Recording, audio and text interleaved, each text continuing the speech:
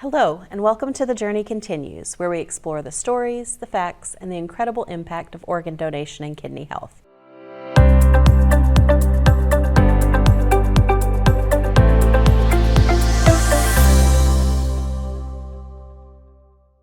I'm Sarah Jane Charles. And I'm Monica Fox. Each month, we'll honor individuals who gave the gift of life through organ donation, learn from experts, and explore how the National Kidney Foundation of Illinois can help you protect your kidney health. Let's head right into our first segment, Donor Spotlight. John Beach II was gifted with the talents of building and fixing. He could look at something and figure out how to pull it apart, put it back together, and leave it better than he found it. A skill that helped him pursue his passion for motorcycles. Unfortunately, just hours after his 22nd birthday, John was in a catastrophic motorcycle accident. His lifelong friend Amanda witnessed the accident and administered CPR, allowing him to make it to the hospital alive. Everyone in John's family is a registered organ donor, and he was no exception. After his doctors determined he was brain dead, he donated his organs, saving 6 lives in his passing. His lungs went to one recipient, his kidney and pancreas to another, his liver, heart, and corneas to 3 others. Bone and skin grafts and his tendons went to over 150 other recipients. His family says the fact that organ donation was an option for John means that he is still living on this earth. When they spread his ashes in Palisades Park, an eagle flew overhead twice before flying away, and his family says it was as if he was telling us he'd made it to heaven and we shouldn't worry about him. After his passing, John's family founded the John A. Beach II Memorial Foundation. The foundation is designed to promote organ donation awareness and to help other families cope with the loss of a loved one. His family also holds a memorial motorcycle run and plans to hold fundraisers for organ and cornea donation awareness in the future. John was a kind and giving young man. He would go out of his way to help others. Organ donation allowed him to keep helping others and add his compassion to the world. Thank you to my friends Joy and John for sharing his story with us. On the other side of a short break, the journey continues with Ask the Expert, featuring renal transplant coordinator Anita Pacrassi and living kidney donor Dan O'Connell. Stay with us. They say television is about sitting back. We say it's about stepping up. Your block has stories worth telling. Your neighbors have voices worth hearing. Chicago has a heartbeat worth sharing. Stop watching their world. Start showing yours. It's time to tune in and be seen. CAN TV, always here, always yours. Experience the power of community television.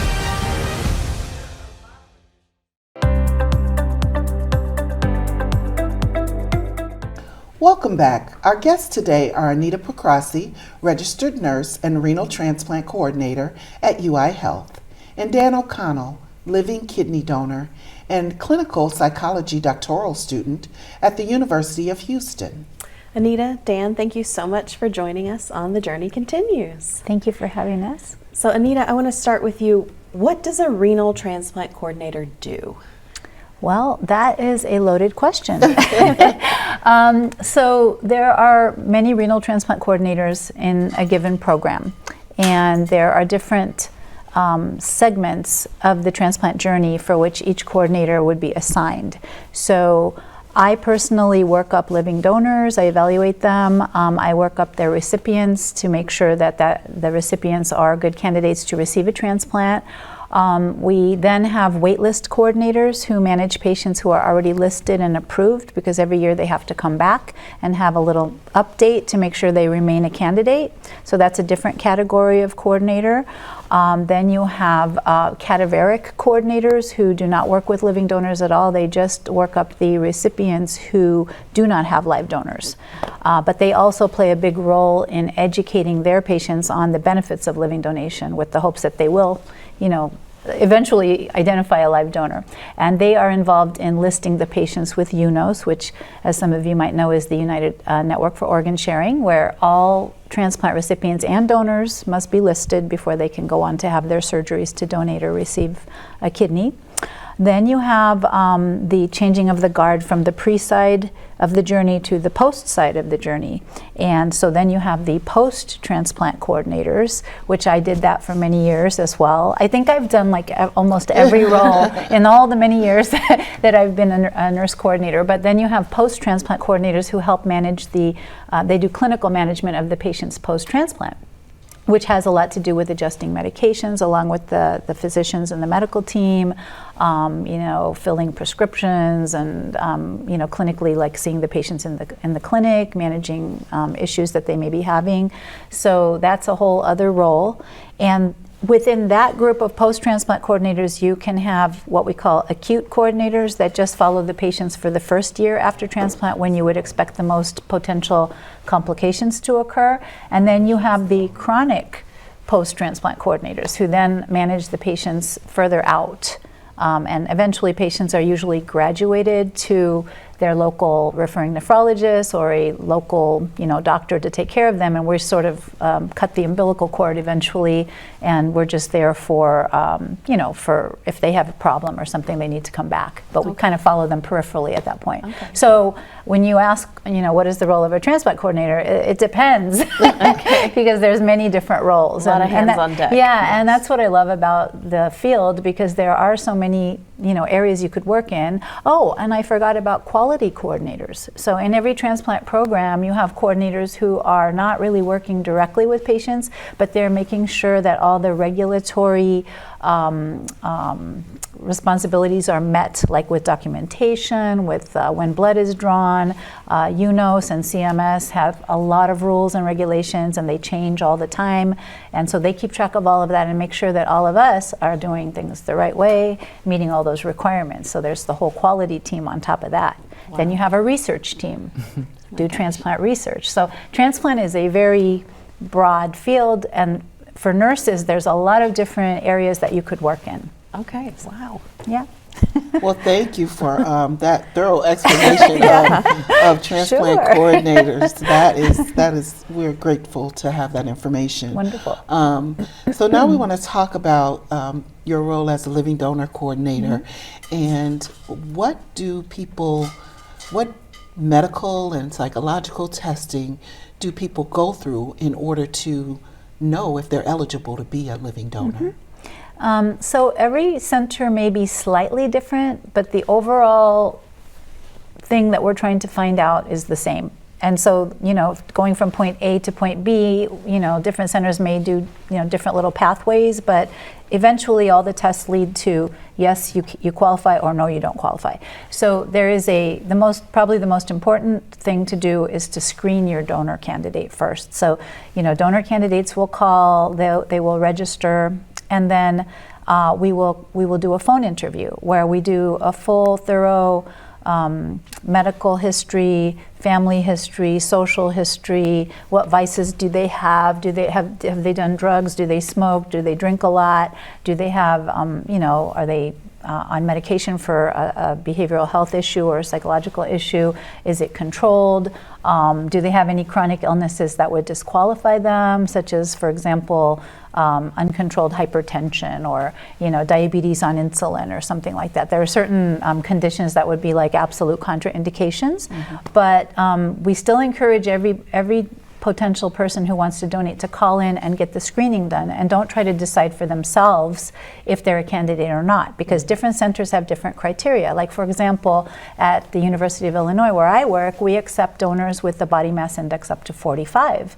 Some centers only accept up to 40 or 35. So some centers are more aggressive, more liberal with their donor acceptance criteria. So all donors should definitely be encouraged to call in, get the screening done at the particular center where they want to donate, donate, and if there's no obvious red flags, like, for example, an obvious red flag would be somebody who just was diagnosed with breast cancer and is getting chemotherapy, for example. Somebody with active cancer, that's not in remission for some period of time would not obviously be a candidate. So, we go through the interview, we find out the red flags, and if there's no red flags, then the patient starts the actual evaluation process, which involves a lot of blood work, where we test for many different things. Their blood type, obviously, their genetic thumbprint, I like to say, or fingerprint, which is the type of proteins that are on the surface of their cells that could cause the recipient to possibly reject. So we test for that. We test their kidney function, their liver function, their blood counts, all kinds of viral infections, different other types of infections. Just want to make sure they're overall a healthy person. So we do the screening labs, and if those look good, then they come in and they meet the entire transplant team, which is usually about 6 people, sometimes 7. For donors who are altruistic, anonymous donors at our center, they all have to have an additional consult with an ethicist to make sure that they're donating. I don't know if you had to have that when you donated, but so there's a surgeon, a nephrologist, which is a kidney specialist, the coordinator, who we do a lot of the education with the donor candidate, there's a social worker, there's a dietitian, and there's a living donor advocate. So that's 6, and then sometimes there's 7, which is the ethicist. So they have all the consults. They do a test to find out how well their kidneys actually function. Do they have a high enough function to actually give up 1 kidney? So at our center, we do something called an iohexol GFR. Other centers use a nuclear medicine scan or a 24-hour urine collection. So, from center to center, it may differ, but it's all coming to that same conclusion. Does the patient have enough function with 2 kidneys to give up 1? And when you give up 1 kidney, this kidney will compensate and regain maybe 25 to 30% of the function of the kidney that was removed in most cases. So, so we do that kidney test, which is very important. And then depending on the age of the donor and the history of the donor, there's additional testing, cardiac testing. Everybody has an EKG, a chest x-ray, sometimes an echocardiogram, sometimes a stress test. Sometimes we even Doppler the carotid arteries, because we have very older donors now in their 70s sometimes, and we want to make sure the blood flow to the brain is good before we take them to surgery.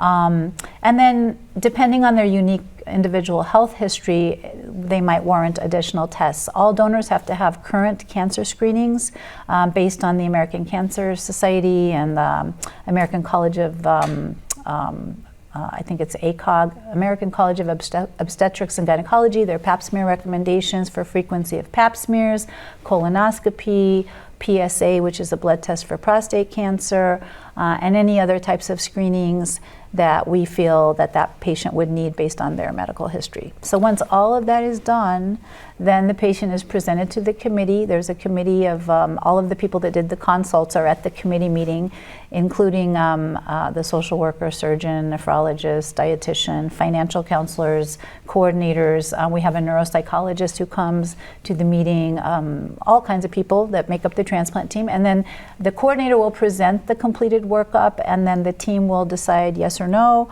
Are they a candidate or are they not a candidate? At that meeting, the surgeon at our center looks at the films of the CAT scan. I left off that they have to have imaging of their entire abdomen and pelvis to look at the anatomy of the kidney, how many arteries, how many veins, how many ureters, which is the tube that the urine passes through to the bladder. So we look at the CAT scan, make sure they don't have any other possible, tumors or lesions or anything else that could cause a problem that they didn't know about. Oftentimes, or not oftentimes, but from time to time, a donor will come for a workup, a potential donor, and we'll find something wrong with them that they can't donate, but we actually saved their lives. And I don't know how much time I have, but I have a perfect example. I have a recent donor. She wanted to donate to her son, 68 years old. We did an echocardiogram on her, and they found out that her heart was only functioning at 35%. Oh, wow. Normal is 55 to 60. She had 35 to 40. And then when I questioned her further, she said, yeah, when I go upstairs, I get short of breath, I start sweating, and I have to sit down and I get anxious. So she probably has a blockage in the artery of her heart that she would not have otherwise known about had she not come in to do the donor evaluation. And unfortunately, she could not donate to her son, but she now has a referral to a cardiologist to further evaluate her. So that workup probably saved her life. It probably did. Wow. So yes, so that's a basic, in a nutshell, how we do the workup and what's involved. There's a lot involved. Yeah, incredibly thorough testing. Yeah. So what happens if you find out they've passed all these tests, but they're just not a match for their intended recipient? So that happens a lot. We have, you may or may not know that the O blood type, there's 4 blood types, O, A, B, and AB. And so the O blood type is the most common blood type in the United States, and the most common blood type of people who need kidneys. So we have a lot of O transplant recipients waiting for kidneys. And they can only receive kidneys from O donors, because O cannot accept compatible, in terms of compatibility, they cannot accept kidneys from any other blood type but O. So we have a lot of pairs where the recipient will be an O, but then the donor is an A or a B or an AB. So, unless you do an ABO incompatible transplant, which we do have a protocol, a lot of centers have protocols where they will do an ABO incompatible transplant, but a lot of things have to be in place, like your antibody titers have to be at a low enough level, you have to get higher doses of immunosuppression, you have to go through some desensitization protocol with plasmapheresis, which is a procedure where they actually take blood out of your body, put it through a machine, remove antibodies, and put it back. So it's a little bit more complex process if you're going to have an ABO incompatible transplant. So, we like to do swaps. And so some centers do internal swaps, other centers do internal swaps, and they belong to organizations like the National Kidney, not National Kidney, the NKR, National Kidney Registry. And so they're into a national registry to try to find a compatible donor. So there's all different ways to do it. Other patients like that will choose to join some other organization that may be able to find them a donor that's compatible. Sometimes we have altruistic donors come forward to start a chain. And then that donor can get transplanted that way, that recipient can get transplanted in that manner. So there's a lot of creative ways. We're always trying to think of creative ways to do incompatible, to help incompatible pairs to achieve their goals with transplant and donation. Right, So. still have those living donors make their decisions. Since you mentioned altruistic donors, Yeah, let's transition to Dan. Let's talk to there you Dan. You have one of the most unique reasons to donate I have ever heard. Can you tell us about your class and the book you read? What inspired you? Yeah, so I was a college student at St. Louis University in St. Louis, and I was taking a health-focused sociology class. And in that class, we were assigned to read Mama Might Be Better Off Dead, a sort of grim book about a family, lower-income family, facing a bunch of health disparities. And the author follows this family and different family members, and one of the family members was on dialysis and facing transplant, the possibility for transplant, but then the author goes into these details about how long the wait list is for recipients. And so after reading that, I was like, well, I might be healthy. I should see if I could donate. So a couple months later, in October of 2020, I contacted Barnes Jewish Hospital in St. Louis to see what that process would look like, to get worked up to see as a altruistic, anonymous donor, what that process would be. And then I was put in contact with a donor coordinator and did all of the tests that Anita has referred to. And after 10 months or so, in March of 2021, I donated and set off one of the chains that Anita also referenced. Wow, incredible. That's amazing. And so, you're in this class and you read this book, and you could have just wrote a paper about it to raise awareness. What made you decide to be a living donor? Yeah, I don't know. I feel like a lot of times I strive for action. I get bored or feel frustrated if people aren't actually doing things, and I think this book really laid out what this disparity looked like, and just thinking of any way that I could actually get involved in that cause, I was motivated to see if I could donate. And then I was getting more and more excited as the tests were positive, and then I was informed that there was a matching recipient, and so then I was totally on board. Amazing. What did your family and your professor think about this decision? I hope you got extra credit at the very least. You passed the class with an A. I did pass. Yeah, my family was very supportive. I think a lot of people are worried and will mention things which were helpful for my young brain to think about, which is, well, what if someone else in the family needs it? Or I hope to be a dad someday, so what if one of my kids needs it? Which is a very real possibility, but I also recognize that as I was healthy and young, that if I were to do it, maybe other people would do it for me or someone else in my family later on. I was also assured that if something does happen with my kidney, that I will go to the top of the wait list, so that's sort of an assurance there. And I think overall, my mom gave the piece of advice that was, well, it seems sort of risky and scary, but I can't tell you not to do something so sort of selfless and nice. So I think everyone was fairly supportive. And then I didn't tell my professor until maybe like a year afterwards, and I emailed him and was just like, by the way, this book did inspire me. And so then he took me out for lunch. So no extra credit, but I got a little something. Got a little lunch out of it. Yeah, so I'm sure this has been life-changing for you. Tell us how this has changed your life. Yeah, I mean, perhaps changed my life less than the recipient, but I would say it has changed my life as well. Now I'm seeking to advocate for others doing the same thing. One of the biggest ways that I try to demonstrate that is I run marathons. So I've set myself up for a 50 marathons in 50 states before I'm 50 challenge for fun. So I did my first one a year after I donated in St. Louis, and now I've done 5 more since. So I've done the total of 6, and it hasn't been a problem. Like, my having donated hasn't set me back in any way. So now I'm trying to use platforms like this, like the National Kidney Foundation. I've gone to DC to advocate with Monica to get representatives to recognize the importance of prevention and creating easier ways to donate and sustainable causes for kidney health. And so, yeah, making that a little bit more of my narrative and diving into advocacy. Wow, incredible. Have you met your recipient? Do you know anything about them?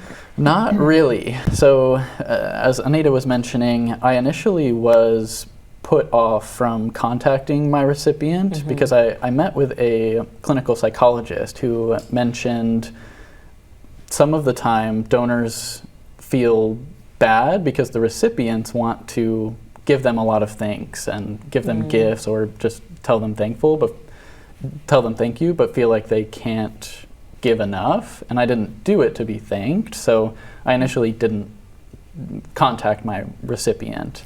Then after 3 years went by, other people were telling me, oh, you should contact them. So I was curious, and so I did. Didn't hear back initially, heard back a little bit later, and he just said, thank you, doing well. And so that's all I've heard, and that was more than enough. All right. That's wonderful. Thank you both so much for being with us today. We could certainly have this conversation all day. There's so much more to discuss. But thank you for your altruistic gift that you gave for saving someone's life. And thank you, Anita, for all the work that you do in this field and your expertise, sharing that with us, and for all that you've done for me in my life. My pleasure. We really appreciate you and are grateful to have had you here today. Thank you for having Thanks so us. much. When the Journey Continues returns, we'll take a pee break. Stay with us. Got something to say about Chicago? Now's your chance to be heard. Chicago Newsroom 2.0 is launching Opinion, a new segment where everyday Chicagoans take the mic. Whether it's a neighborhood issue that's been ignored, a citywide concern that needs attention, or a fresh idea that could change our city, we want to hear from you. Submit your commentary at cantv.org/opinion. If selected, we'll invite you on air to share your perspective with all of Chicago. Experience the power of community television.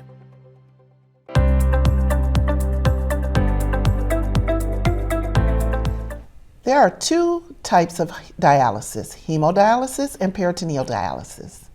The purpose of these treatments is to filter your blood to try to replicate what healthy kidneys normally do. In hemodialysis, an artificial kidney called a hemodialyzer is used to remove waste and extra chemicals and fluid from your blood. To get your blood into the artificial kidney, the doctor needs to make an access point into your blood vessels. This is done by a minor surgery, usually to your arm. The dialyzer or filter has two parts, one for your blood and one for a washing fluid called dialysate. A thin membrane separates these two parts. Blood cells, protein, and other important fluids remain in your blood because they're too big to pass through the membrane. Smaller waste products in the blood, such as urea, creatinine, potassium, and extra fluid, pass through the membrane and are washed away. Hemodialysis can be done in a hospital, in a dialysis center, or at home. You and your doctor will decide which place is best based on your medical condition and your wishes. Some peritoneal dialysis can be done with a machine while you sleep, while another type uses bags of dialysate that sit in your belly for several hours before being drained back into the bag and thrown away. It's important to talk to your care team and loved ones about the different options and considerations when choosing how to treat your kidney failure. For more information about any of the topics that we discussed today, visit our website, nkfi.org. We hope you'll join us next time, and we'd like to extend our thanks to Donate Life Illinois for making this podcast possible. That's our time for now. Thank you for tuning in to The Journey Continues.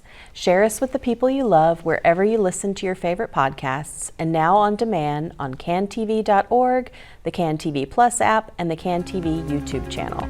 I'm Sarah Jane Charles. And I'm Monica Fox. Until next time, the journey continues.